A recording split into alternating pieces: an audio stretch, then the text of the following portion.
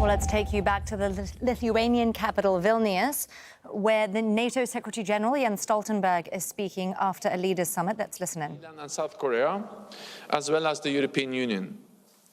NATO is a regional alliance, but we face global challenges.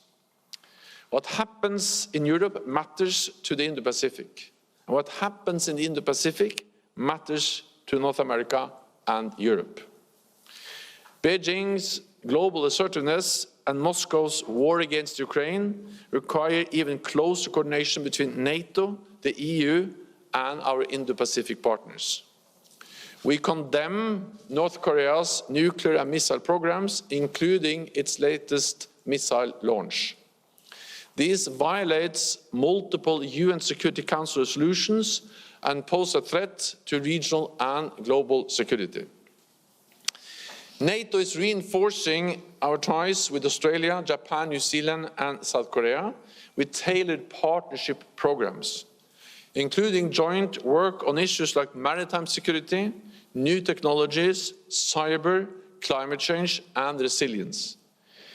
We will work even more closely together, standing strong for the rules-based international order. We face the most serious security situation in decades, but allies are rising to the challenge. NATO is more united than ever, standing strong in defense of our people and our values. I would like to close by thanking President Nausėda, the Lithuanian government and the people of Vilnius for hosting this historic summit. I look forward to the Washington summit next year, marking the 75th anniversary of our alliance. And with that, I'm ready to take some questions. Politico. Oh. Politico. Thank you very much, Ali Bayer from Politico. Secretary General, after reading the communique, some Ukrainians have raised concerns that perhaps some Western capitals may be preparing for a situation where Ukraine's NATO membership would be a chip in a negotiation with Russia. What is your response to Ukrainians who have that concern at the moment? Thank you. We had a very good meeting with President Zelenskyy and his delegation today, where he welcomed the very strong message from NATO allies. He welcomed the establishment of the NATO-Ukraine Council and also the clear commitment to move Ukraine closer to membership. So this was not an issue raised in any of those meetings. And I think it is extremely important to recognize that the decisions we have made, all NATO allies, is the strongest ever message on Ukraine and membership that this alliance ever made. By stating clearly that Ukraine will become a member, that Ukraine's future is in NATO, and also then describing the path forward with the practical support for ensuring interoperability, with strengthening the political ties with the NATO-Ukraine Council, and then by removing the requirement for a membership action plan. Then negotiations to solve the conflict in Ukraine will only happen when Ukraine is ready for negotiations. And as we have stated again and again, nothing about Ukraine without Ukraine. What we do know is that the more military support we provide to Ukraine, the more land they are able to liberate, the stronger their hand will be at the negotiating table. And therefore, we continue, and the message from this summit and from NATO allies with new announcements of long-range cruise missiles, of more armored vehicles with more advanced air defense systems and training of F-16 pilots, is that we support them to liberate land so they will have a stronger hand at the negotiating table. That's what this is about. It's not about NATO negotiating on behalf of Ukraine. Okay, we'll go to the gentleman in the front row here. Hello, Ken Moriyasu from Nikkei Asia. Secretary General, there was talk about opening a NATO liaison office in Tokyo, but that was not mentioned in the communique whatsoever. Is this plan dead, or is there plans to revive it towards the end of the year? Is opening at a different location an option? And we know that France was very much openly opposed to this plan. Were there any other countries that were opposed to the idea as well? Thank you. This morning I met with Prime Minister Kishida from Japan, and that was a very good meeting where we both recognized and stated clearly the importance of further strengthening the partnership, the work we do together, Japan and NATO. It is also Prime Minister Kishida that has so clearly stated that what happens in Europe matters for Asia, and what happens in Asia matters for Europe. And he also went to Ukraine and visited Kiev and demonstrated his clear commitment to provide support to Ukraine. We also agreed today a new individual partnership program between NATO and Ukraine, where we describe the different work strands where we're going to deepen our cooperation. This is about cyber, it's about maritime security, it's about countering hybrid threats, including disinformation, and in other areas where we see the potential for NATO and Japan working more closely together. The issue of liaison office is still on the table. It will be considered in the future. Okay. Yon Hap News Agency, lady in the third row. Yeah.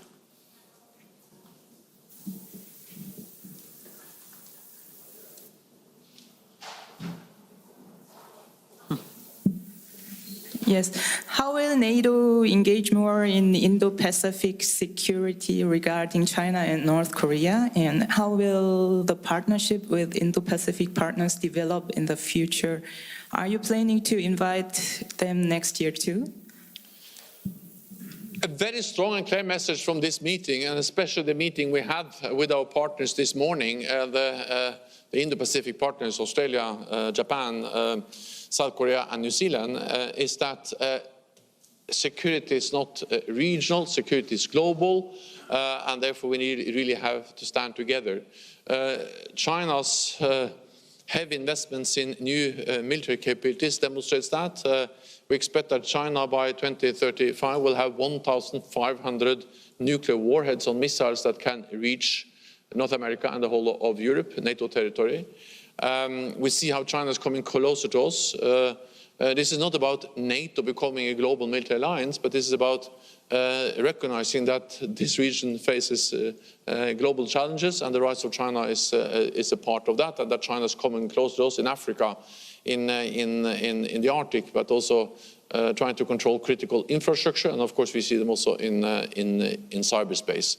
So therefore we have now different tailored programs with all our Indo-Pacific partners describing different areas, but it's very often also it's partly about cyber, countering disinformation, maritime security. There's also Japanese staff at NATO's maritime headquarters in Northwood in the United Kingdom. So we are working on different practical ways of working together, including by participating or participation of Asia-Pacific or Indo-Pacific partners in our cyber exercises. So we are gradually expanding what we are doing together, simply because our security is interlinked, and just a recent missile launch of North Korea demonstrates that, because that's of course a challenge to the region. It's a threat to the region, but it's also undermining global peace and stability, the North Korean missile and nuclear programs and the launch we just saw yesterday. ARD, third row. Markus Preis with ARD. Secretary General, two questions, if I may. The first one also on President Zelenskyy. You said that he welcomed the language of the communique today. That's right, but he called exactly the same communique yesterday absurd. Is he sometimes going too far, risking to alienate also partners who spend a lot of political capital and real capital in order to help him? That's the first question. And the second one is very technical. If countries engage in security agreements or guarantees for Ukraine, does that count on the 2% spending goal? Thank you. Well, alongside this press conference, which NATO Secretary-General Jens Stoltenberg has been speaking at, we know that the Leaders' Summit has wrapped up there in Vilnius, the Lithuanian capital. At this very same time, Ukrainian President Volodymyr Zelenskyy there is making some remarks alongside US President Joe Biden. Let's listen in. And I didn't hear from all the, parts of the world when Russia began to use it. I didn't hear that some of, countries criticized Russia, but I think that it was very useful to put them. So thank you so much for this help. We really counted on it, not only on this, I mean, that's totally. And you gave us huge support. I want to thank to all Americans. We understand that it's more than 43 billion for today.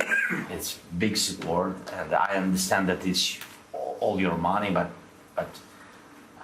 you have to know that you spend this money for not just for fighting. You spend this money for our lives, and I think that we save the lives for Europe and for all the world. So thank you very much for this also summit. At the end of the summit, we had, I think, this council and great success and security guarantees, as you said, that we began to speak about it in Kiev.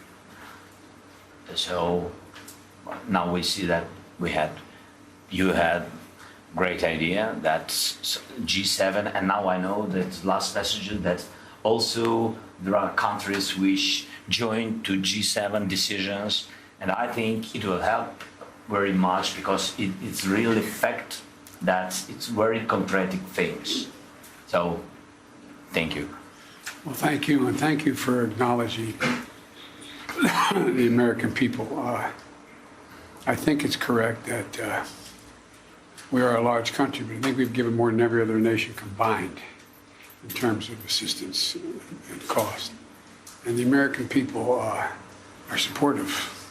They're supportive because they know it's about you, it's about more than you. It's about innocent people around the world, and the absolute brutality with which Putin is acting and the Russians are moving on, it just sounds like something out of the 14th century, the way they're acting. And so, but I can't emphasize enough. And by the way, I know you thanked him, but I think we talked about it before I went to Tokyo a couple years ago.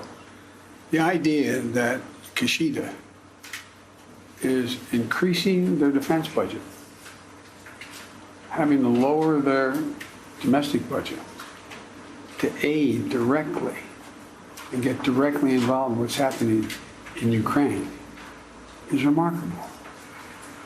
The sad, sad news is you're in this situation. The incredible news is it's bringing the world together. It's bringing the world together in a way that it's a hell of a price to pay. But it's bringing the world together, and people are realizing that you just can't stand by and let this kind of aggression occur. At any rate, I thank you, and we got a lot to talk about, so somebody's going to have to say the press has to leave. President Zelenskyy, are you satisfied with what you got from NATO? You were so frustrated yesterday. Is this enough? Are you satisfied, sir? Well, you've been listening there to Ukrainian President Zelenskyy making remarks alongside US President Joe Biden after that leaders' summit has wrapped in the Lithuanian capital, Vilnius, where NATO leaders have been meeting. Zelenskyy, as you heard, has been thanking the US and the American people for their support, billions of dollars worth of arms.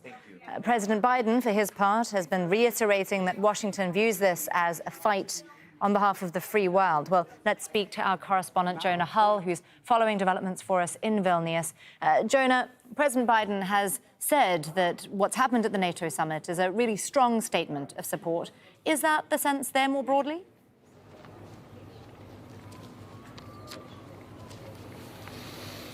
Well, President Biden is clearly very pleased with the outcome of this summit. You heard him speaking there alongside President Zelenskyy, talking about the situation in Ukraine, Russia's invasion of Ukraine, likening it to something out of the 14th century. He said that he's bringing the world together in an unprecedented way, people realizing they just can't stand by. And that, I think, it sums up the way he would like the outcome of this NATO summit to be viewed. Yes, NATO absolutely feels that what has been achieved here is a powerful statement of its support for Ukraine that goes streets beyond what has come before, not just those $43 billion and much, much more contributed by individual NATO members on a largely sort of as and when ad hoc basis, but now something much more concrete, much more specific, comprising a lot more certainty for Ukraine and also a much clearer pathway for Ukraine towards membership. There is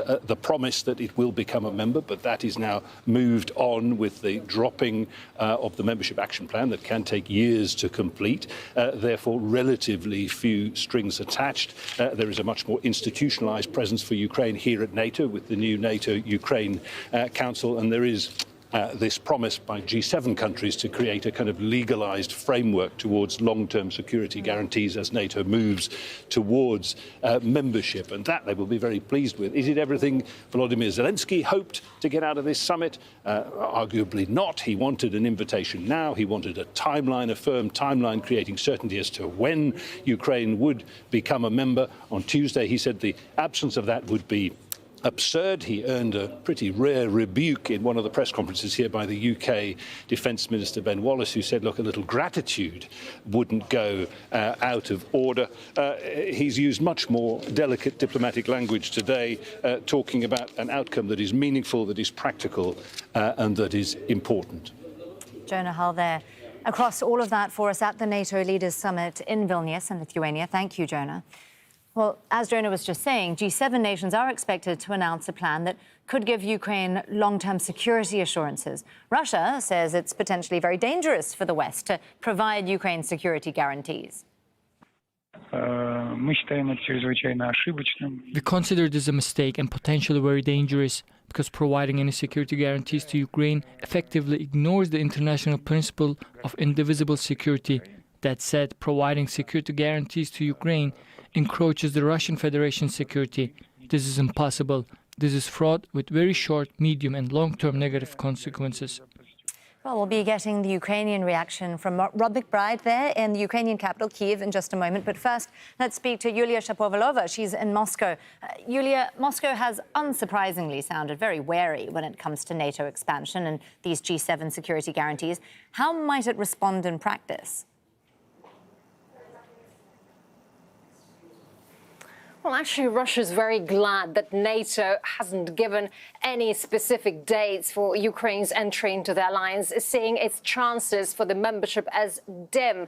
It's official rhetoric here that NATO, not Ukraine, is at war with Russia. The Russian authorities say that NATO is fulfilling their goals to weaken Russia. It's a proxy war fought by the Ukrainian proxy army under the NATO control. On the one hand, of course, Ukraine obviously hopes to receive security guarantees from NATO to move forward and start rebuilding the country after the conflict. Without these security guarantees, it's impossible to do so. On the other hand, none of the NATO countries are willing to participate in a direct clash with Russia and risk their armies. The possibility of Ukraine's accession to NATO was one of the pretexts for the Russia's special military operation in Ukraine, unleashed back in February 2022. Now Russia says Ukraine's membership in the alliance comes with obligations. Will Ukraine be willing to participate in potential conflict that NATO can possibly get involved in the future? Russia expresses doubts about that.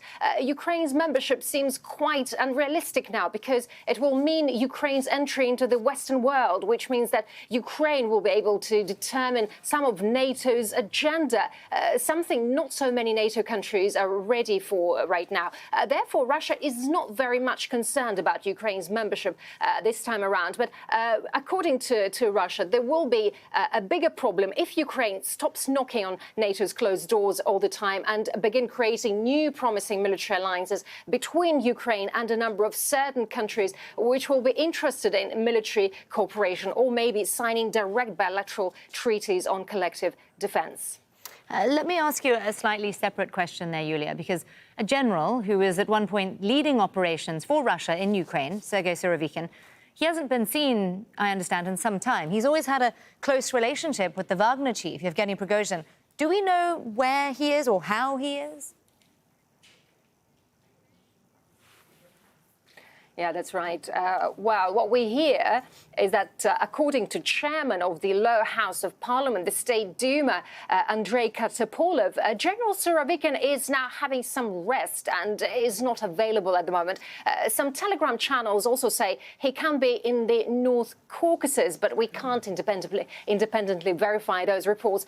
General Sergei Surovikin, he is commander of the airspace forces and deputy head of the general staff of the Russian army, and he has not appeared in public for 2 weeks now since the Wagner Group armed rebellion, and there is no actually decent information about his whereabouts at the moment. On June the 29th, Russian and Western media, citing their sources, reported that the general could be detained or even arrested, and on the same day, while some other channels published a comment by Surovikin's daughter, who actually said that nothing happened to her father. And the general's family denies at the moment rumours of his detention or arrest, but his basically appearance to the Wagner fighters, his appeal to the Wagner fighters, which he recorded at the very beginning of the Prigozhin rebellion, still remains his last appearance in the information field. So basically, it is a mysterious story, and it is to be continued.